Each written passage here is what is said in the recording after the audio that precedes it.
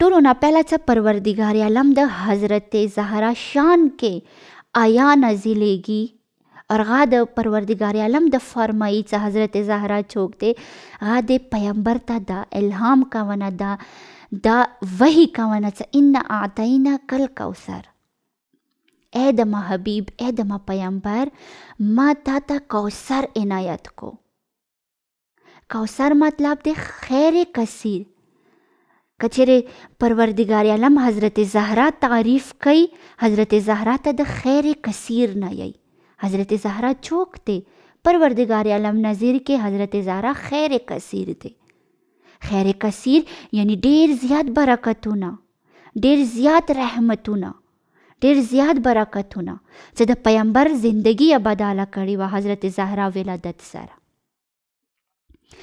بله آیات هغې کې د پروردګار عالم داسې چې زهرا چوک دی، فاطمه چوک دی، هغه د آیه تطهیر انما یرید الله لیذهب عنکم الرجس اهل البیت ویطهرکم تطهیرا.